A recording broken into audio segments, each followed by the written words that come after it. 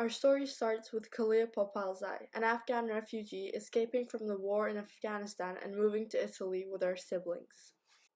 Kalia came from a good family. Her father was a scholar and her mother was a doctor.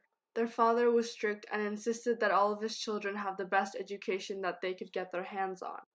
After losing their mother in 2013 to the car bombing in Kabul, they decided as a family that it was time to leave Afghanistan. After 5 years of careful planning, they were about to escape the country that they had once called their home. Because Mr. Popalzai was a scholar, the Taliban had kept a close eye on him and was aware of his current plan. Mr. Popalzai was caught moments after he had snuck out his kids from the country. This meant that the Popalzai kids were now unfortunately orphans. They walked for miles and miles in Turkmenistan to finally reach the southern parts of the country. They got on a boat that took them to Baku in Azerbaijan. This would be their first boat rides of their life, but also the first of many more. After they got off the boat in Azerbaijan, they took a bus to Armenia and eventually they found their way to Turkey. Using a variety of transportation methods, they finally found their way to Izmir, a southern coastal city with ports and accesses to European countries such as Italy. And thus their second boat ride started. They got on the boat in Turkey and they went all the way to Italy. Their father had met Mr. Lucia many summers ago when they were working together on a project. After losing his wife back in 2013, Mr. Popalzai knew it was best to call Mr. Lucia and ask him for his help.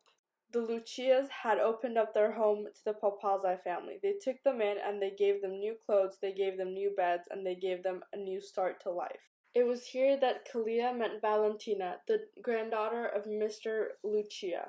Valentina had always been a shy girl, but something clicked inside of her when she met Kalia. From that moment on, those two became inseparable. Because Kalia looked quite different from everyone else in the city of Napoli, she was always getting bullied by her peers. She didn't have blonde hair or she didn't have colorful eyes, and she knew that this was no reason to be bullied, but that didn't make it hurt any less.